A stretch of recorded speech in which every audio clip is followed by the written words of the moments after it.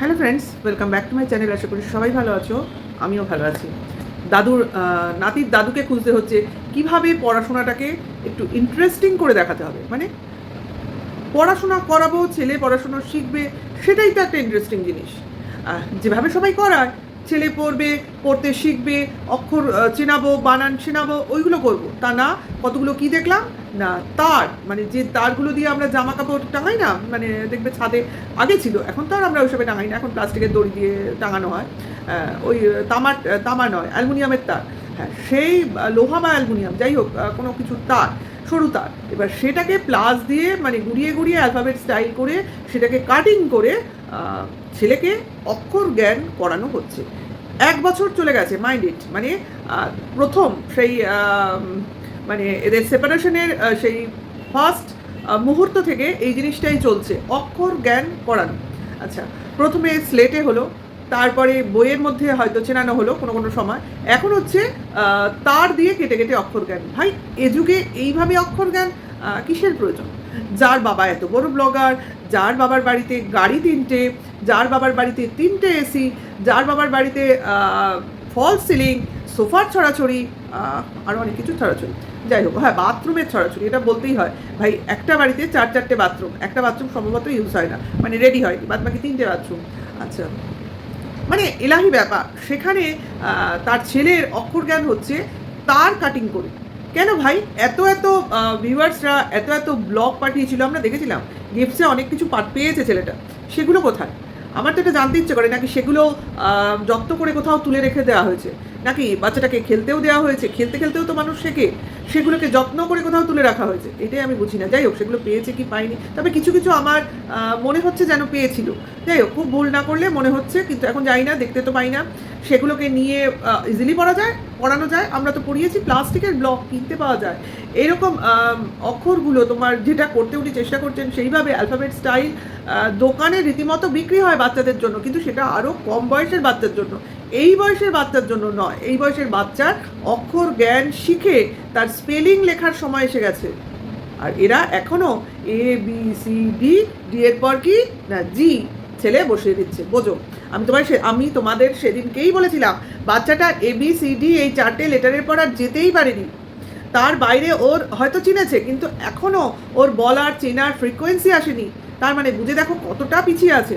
আমার অনেক ভিউয়ার্স এসে বলেছে যে তাদের বাচ্চারা অনেক বেশি জানে এই বয়সে, এর থেকে ছোটো বয়সেও হয়তো বেশি জানে। ভাই, জানে, আমাদের নিজেদের ছেলেমেয়েও তো হয়েছে, এবং এই সময়ের অনেক আগে আমরা পড়াশোনা করিয়েছি, প্রায় 2000 সালের প্রথম দিকের ঘটনা, মানে 4-5 সালের কথা বলছি, তখন আমরা অক্ষর জ্ঞান করিয়েছি এইভাবে। আর এই বয়সে তো অনেক কিছু শিখে যাওয়ার বয়স। এই তো এরপরে তোমার 4-এ পড়ছে, তারপরেই তোমার বিভিন্ন স্কুলের এন্ট্রান্সে বসার সময়, এবং পরীক্ষা দিয়েই তো আজকাল সব অ্যাডমিশন হয়। এবার তাহলে সে ছেলেটা কী পারবে? আমি তো এটাই অবাক হয়ে যাই। হ্যাঁ, তোমার এমনি যে কোনো স্কুলে ডোনেশন নিয়ে তুমি ঢুকিয়ে দিতেই পারো, কিন্তু ছেলেটারও তো শিক্ষা থাকা চাই, পেটে বিদ্যে থাকা চাই, অন্তত তোমার বেসিক নলেজটা তো চাই, নাহলে তো ছেলেটা অন্যান্য বাচ্চাদের মধ্যখানে গিয়ে হুমড়ি খেয়ে পড়বে, সে বেশি দিন টানতেই পারবে না। পড়াশোনার তো তার আবহাওয়াই নেই বাড়িতে, তার চেষ্টাই নেই। আর মার যদি বা কনসার্ন আছে, মার কাছে দেওয়া হচ্ছে না। প্লাস দাদু ঠাকুমা তো, ঠাকুমার কথা ছেড়ে দিলাম, সে যে কী করতে চান উনি নিজেই জানেন। আর দাদু তো শুধু ক্রিয়েটিভিটি দেখাতে ব্যস্ত, বাচ্চাটা কতটা শিখছে সেটাই ব্যস্ততা নেই, ওনার নিজের ক্রিয়েটিভিটি দেখাতে ব্যস্ত, উনি জানেন সেটা জানাতে ব্যস্ত। তার মানে আজকে ওদের এই ভিডিওতে, আজকের ব্লগিংয়ে ওদের এই জিনিসটার মাধ্যমে আমি এইটুকু বুঝে গেছি, এই ফ্যামিলিটা হচ্ছে দেখনদারি ফ্যামিলি।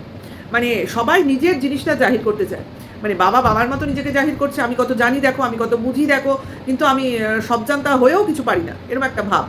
আর ছেলের ব্যাপারটা হচ্ছে, আমি অনেক জানি কিন্তু কিছুই লোককে জানাতে পারি না। আর মা এককালে অনেক পারতেন, কিন্তু এখন পারেন না। তাহলে ওয়ার্থলেস ফ্যামিলি ছাড়া আর কি বলবো বলো? যে ফ্যামিলি, আমরা ফ্যামিলি কেন তোমার বিল্ড করি, একটা ফ্যামিলি কেন তৈরি করি? কারণ ভবিষ্যৎ প্রজন্মকে একটা পথ দেখাই, একটা সুরক্ষিত ভবিষ্যৎ দিই, এবং তাদেরকে এগিয়ে যেতে সাহায্য করি। এই কারণেই তো ফ্যামিলি, এই কারণেই তো বিয়ে, এই কারণেই তো সংসার, এই কারণেই তো আমাদের মানে জন্ম, যাই বলো না কেন, সবই তো এই একটা কারণে, যে ডে বাই ডে গ্রো আর গ্রো। কিন্তু এদের ব্যাপারটা কি, আমি যেরকম মূর্খ আকাট গাওয়ার থাকবো, আমার ভবিষ্যৎ প্রজন্মও সেরকম থাকবে, তার বেশি সে এগোতে পারবে না। ভাই আমি তো বলবো এদের ফ্যামিলির যে কন্যা সন্তানটি ছিল তাকে এরা বাইরে মানে কি বলবো ছেড়ে দিয়ে খুব খুব ভালো করেছে। আজকে ভাই আমার তো মনে হয় এর কন্যা সন্তানটি 2 বেলা ঠাকুরের সামনে মাথা করে বলে আমাকে ভগবান তুমি বাঁচিয়েছো এই ফ্যামিলির থেকে দূরে নিয়ে এসে। কি জানি কোন বিরাট সুকর্মটা আগের জন্ম বলে যদি কিছু থাকে করেছিল, তার ফলে এই ফ্যামিলিতে জন্ম হয়েও এই ফ্যামিলির প্রকোপ থেকে বেঁচে গেছে। ভাই সে দুটো দুর্নাম করছে, করুক না, তাতে তার কিছু যায় আসছে না। অ্যাটলিস্ট সে তো একটা জীবন পেয়েছে, বাঁচার মতো জীবন। আর এরা দেখো ভাই কোন প্রাগৈতিহাসিক যুগে পড়ে রয়েছে, শুধু খাওয়া খাওয়া খাওয়া। খাওয়ার জন্যও এখন মনে হয়েছে পয়সা শর্ট পড়ছে আমার মনে হচ্ছে, কারণ খাওয়ার যা নমুনা দেখছি ভাই, নিরামিষ রান্নার মেনু এরা খুঁজে পাচ্ছে না। একদিকে বলতে গেলে মানে বাড়ি বানাতে গেলে নিঃস্ব হয়ে যাওয়ার মতো দশা হয়েছে, তার সঙ্গে তো গোদের উপর বিষ পড়া, এই কেস কেস আর কিছু দিদির মনোরঞ্জন, দিদির পিছনে কিছু গচ্ছা, এগুলো তো লেগেই রয়েছে, তাই না? কাজে ভাড়ারে তো টান পড়বেই। হ্যাঁ এক্স্যাক্টলি। তা যাই হোক, সে এর ব্যাপার সে বুঝুক। লোকের পিছনে বাস দিতে গেলে নিজের পেছনে যে বাসটা আগে ঢোকে সেটা বোধহয় এর জানা ছিল না। যাই হোক, জানা থাকলে হয়তো আরেকটু সামলে চলতো, তাই না? হ্যাঁ সে বাদ দাও, বলে না অতি শেয়ানার বেশি শেয়ানাগিরি করতে গিয়ে নিজেই ফাঁদে পড়েছে, ওরকম ব্যাপার আর কি। দুপুরবেলা তোমার খাওয়া দাওয়া হলো, ওই এক নিরামিষের দিনে আসেন ওই দিদা, তাকে খাওয়ায়। যাই হোক, পুণ্য অর্জন করতে চায়, কিন্তু পাপ করেছে এতই, তার পুণ্য ওইটুকুতে অর্জন হবে না। সেটা যার ব্যাপার সে বুঝবে, সেটা নয়। মাকে নিয়ে বেরোনো চললো, কোথাও একটা যাওয়া হবে। যাই হোক, সে তো এখন তো আমরা কোথায় জানি কোথায় গেছে, দেখাচ্ছে বলছে অঞ্জলি জুয়েলার্স, ঢুকলো সিটি গোল্ডের দোকানে। যাই হোক, সেটা কথা না, এরকম ক্লিক বেট সবাই খেলে, কিন্তু দোষ হয়ে যায় কারো কারো। সবাই যে একই জিনিসে চলে, এটাই যে আমাদের ব্লগারদের দুনিয়া, এটা লোকে মানে বুঝেও না বোঝার ভান করে। যাই হোক, সেটা কথা নয়। কথাটা হচ্ছে যে মার জন্য একটা ইমিটেশনের দুল কেনা হলো, মানে একটা কানের টপ। কেন এই যে এত ভালোবাসার লোকজন সব গিফটস দিল, দেখলাম না কত দুল, কত সেট, কত গয়না গাটি, শাড়ি, এত কিছু কেনার পরেও আবার একটা ইমিটেশনের দুল কিনতে বেরোতে হলো, শাড়ি পাল্টাতে বেরোতে হলো। বললো দেখবো পাল্টানো যায় কি না, তার বদলে সেটা দেখানো হলো না, উল্টে আরও 2টা শাড়ি কিনে আনা হলো, এবং সোফার কাভার, সঙ্গে কিছু কিছু মুদিখানার জিনিস হবেই ভাই। কিন্তু যেটা নোটিশ করলাম সেটা হলো ছেলেকে নিয়ে বেরোলো, মানে ছেলে বাড়িতে ছিল, তাহলে সঙ্গে কে ছিল, পাহারা কে দিচ্ছিল? মানে ছেলে ঘুমাচ্ছিল, ছেলেকে নিয়ে যায়নি, ওই ফাঁকে বেরিয়েছিল। তা বৃষ্টির দিন সেটা ঠিকই আছে, নাহলে 4 হুইলার নিয়ে বেরোতে হতো, কারণ এখন মনে হয় তেলেরও টান পড়ছে, মানে ডিজেলের, তার জন্য বাইকই সই, ওটাই সুবিধা। এখন তো দেখছি পুরনো বাইকটা নিয়েই বেরোচ্ছে, যেটা কিনা বাবার বাইক বলে, জলকাদায় এড়ানোর জন্য বোধহয় ওই বাইকটাই ভরসা এখন। ছেলেকে বাড়িতে রেখে কারো পাহারায় বেরোলো, এখন কার পাহারা তো জানি না, বাবা না অন্য কারো সেটা বোঝা যায়নি। যাই হোক, সন্ধ্যেবেলায় বাবা ছিলেন, তার তখনই তো ওই সব অক্ষরের খেলা চলছিল, সেই জন্য বললাম। যাই হোক, বেরিয়েছে, অঞ্জলি জুয়েলার্স দেখাচ্ছে, কিনলো শ্রীহরির সিটি গোল্ডের 2টো টপ, মানে 1 জোড়া টপ। যাই হোক, সেটা নাকি কোনো অনুষ্ঠান আসতে চলেছে তার উপলক্ষে কেনা হলো, সঙ্গে 2খান শাড়ি। সবসময় এরকম টাইপেরই শাড়ি কেনে হয়, সবুজ নয় নীল। আমি তো দেখলাম আজ অব্দি ওর মা এই 2টো রঙের ছাড়া আর কোনো রঙ চয়েস করতে পারলো না, ভীষণ উগ্র পছন্দ। হ্যাঁ, আমার মনে হয় ওনার ভীষণ উগ্র পছন্দ, সব ভীষণ চকমকে জিনিস উনি চুজ করেন, সব জিনিস জড়ি, কোনো ডিসেন্ট চয়েস নেই, মানে চোখটা বেশ ঠান্ডা করবে, হালকা ফুলকা এরকম চয়েস করতে পারেন না। যাই হোক, এসব শাড়ি কিনে আনলো, কিসের জন্য সেটা তো বলার দরকার নেই, কারণ আমরা জানতেও চাই না, বুঝতেও চাই না। তাদের টাকা, তারা যা খুশি করুক, সেটা কথা নয়। শুধু খাওয়ার পেছনে টাকা দিতে গেলে মনে হয় অন্য জায়গায় লাগবে। যাই হোক, সেটা কথা না। কথাটা হচ্ছে নিজেরা নিরামিষ খাও, বাচ্চাটাকেও নিরামিষের পিছনে ঢুকে দেওয়ার চেষ্টা করা হচ্ছে।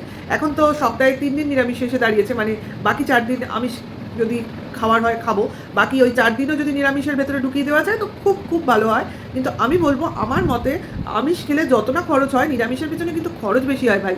আমাদের যদি বাড়িতে নিরামিষ হয় না, ভীষণ মানে সেটা পরিশ্রমের হয় এবং খরচও হয়। সবজির তো এখন অনেক দাম, তোমরা জানো। এবার নিরামিষ রান্না করা মানেই তোমার ডাল ভাজা তো মাস্ট, সে আমিষ নিরামিষ দুটোর ক্ষেত্রেই আমাদের এটা মাস্ট।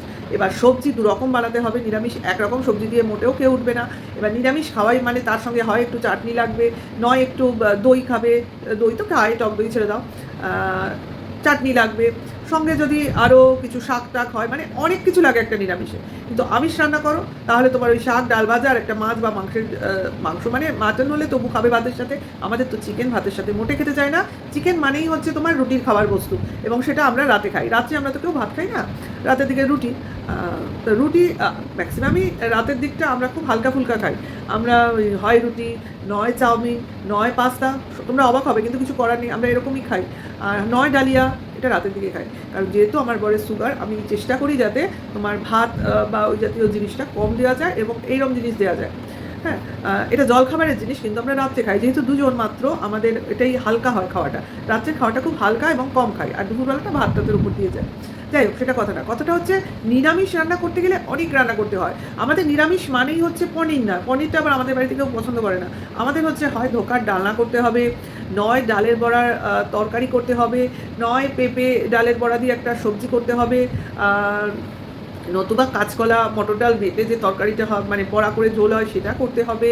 তারপর অনেক আছে, ছানার বড়ার, পনির খাওয়ার থেকে এরা তো, আমাদের বাড়ির লোকেরা ছানার বড়ার কোপ্তা খেতে খুব ভালোবাসে, সেইটা করলে করা যেতে পারে। মানে নিরামিষের অনেক পদ করতে হয়। তারপর কত রকম ভাজা করতে হয়। আমাদের শ্বশুরের আমলে তো প্রচুর ভাজা করতে হতো। সে তোমার, আমি একবার 7 রকম ভাজা করেছিলাম নর্মাল ন্যাচারাল ডেতে। সে পটল ভাজা, বেগুন ভাজা, উচ্ছে ভাজা, কাঁকরোল ভাজা, পাট পাতার বড়া, দাঁড়াও আরও আছে, ডুমুরটাও তো ভেজে খায়, মনে করতে পারছি না, প্রচুর রকম ভাজা, আর চাটনি থাকবে, তার সঙ্গে পাঁপড় থাকবে, মানে রোজই অনুষ্ঠান। এরকম ছিল, কী করা যাবে, এরকম তো খেয়েছি। আর এদের খাওয়া দেখলে আমি অবাক হয়ে যাই, কি এক ঘ্যাট, একটু শাক, একটু কচুরলতি, এই দিয়ে নাকি সারা ভাত খাওয়া হয়ে যাবে। ভাই, আমাদের হবে না। খাওয়াটাই দেখো বাঙালিদের একটু বিশেষত্ব।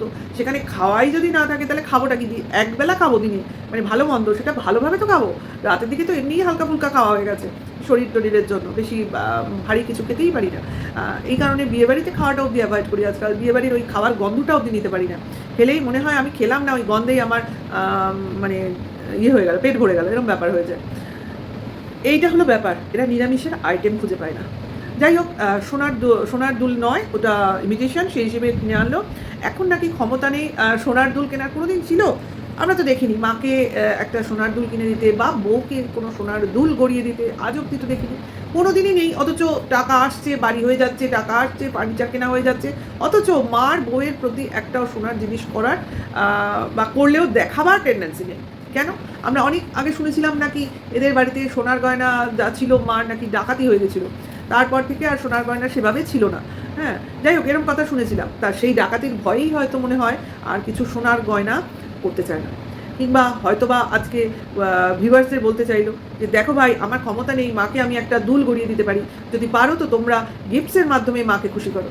বলেও হতে পারে, কিন্তু কারণ মা বারবার বলছিল দুলটা দেখাও, দুলটা দেখাও, মানে দুলের ডিজাইনটা মার খুব পছন্দ, কিন্তু জিনিসটা সোনার নয়, ইমিটেশন।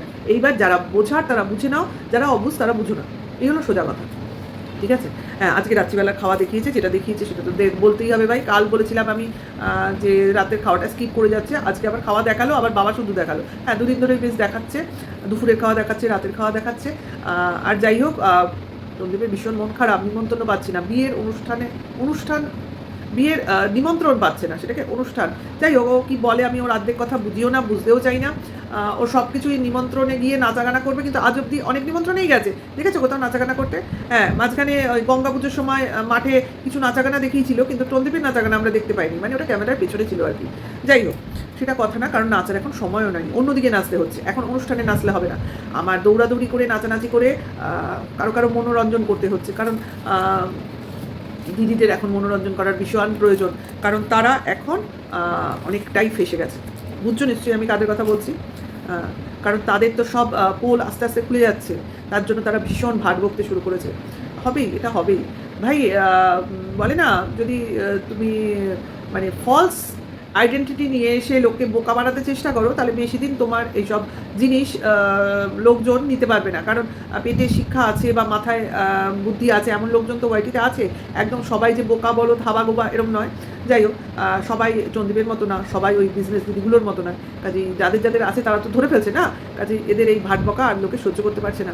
দেখা যাক চন্দীপ কতটা এদেরকে মানে তুষ্ট করে নিজের কাজটা উদ্ধার করতে পারে, দেখার জন্য বসে আছি, তাই না? খুব ভাষা ফেসে গেছে সব চারদিক দিয়ে, ওই জন্য এখন হ্যাঁ করে হেসে সব জিনিস মেকআপ করতে চাইছে। ভিডিওটা এখানেই শেষ করবো, বাড়াবো না। তোমাদের যদি ভালো লাগে তাহলে লাইক, কমেন্ট, শেয়ার করবে, অবশ্য করে কমেন্টস করবে। আমি কমেন্টস পড়তে ভালো লাগে, আমি টাইম কাটাই কমেন্টস পড়ে, কারণ আমার তো কাজ নেই বললেই চলে।